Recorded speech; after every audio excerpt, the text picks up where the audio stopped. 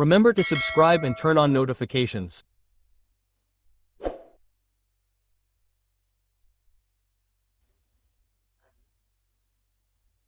Billions of years ago, not in our universe but beyond, in the abyssal darkness of the Macroverse, a battle took place that no human being should know about.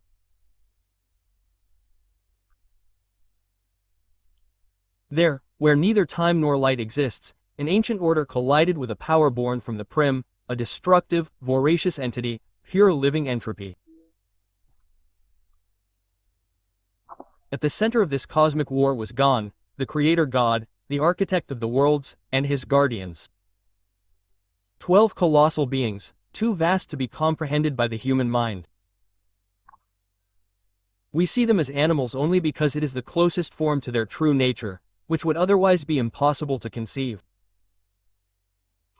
The guardians were divided into pairs: bear and turtle, horse and dog, mouse and fish, elephant and wolf, lion and eagle, hare and bat. Each of them was a pillar of the cosmos. Each embodied a principle of universal balance.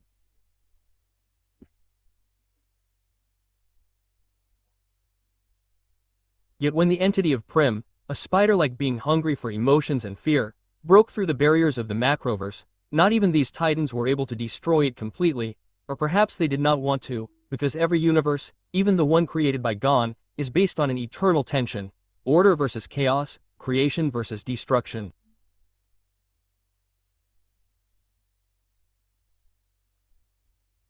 To eliminate one of the two poles completely would mean breaking the balance and causing every world, every tower, every dimension to collapse.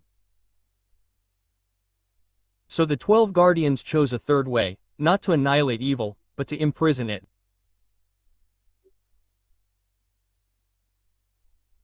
They created a prison in the shape of a star, a cosmic crystal, a living machine that almost prophetically recalled the capsule that billions of years later would transport little Kal-El to Earth in the 1978 film Superman.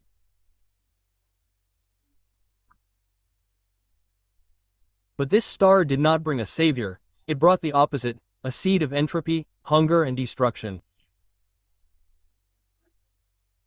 Fumachurin, the turtle, the most powerful of the guardians, capable of containing galaxies in a single fingernail, guided the projection of the prison outside the Macroverse. Machurin, the same one who, according to ancient myth, had vomited our universe during a sort of cosmic indigestion. A creation by mistake, but a creation nonetheless. So the guardians hurled their prisoner into the void, far from the black tower that it threatened, far from any possible balance. They projected him into that new universe born by mistake, ours. And then chance or destiny happened. The prison star fell towards a still young planet, Earth. It crashed in the far north of the continent that millions of years later would become the United States of America. It penetrated the bowels of the soil, creating a dark crater, invisible to the men who would come after.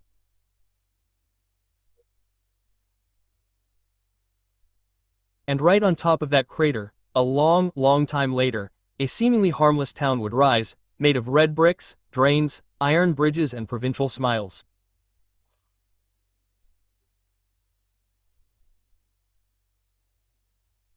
That town would have been called Derry in the state of Maine, a place like many others, but built without anyone knowing it, over the tomb and cradle of the most ancient of nightmares.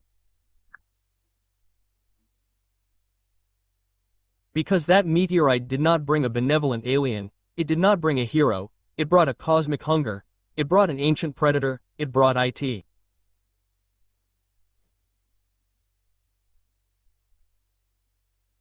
And everything that would happen after, the cycles of terror, the disappearances, the massacres, were nothing more than the distant echo of that primordial battle fought long before our species even learned to light a fire.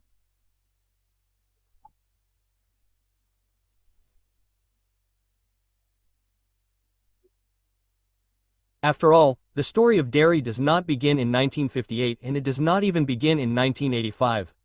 The story of Derry begins before the universe itself, with an evil too ancient to be forgotten and too hungry to remain dormant forever.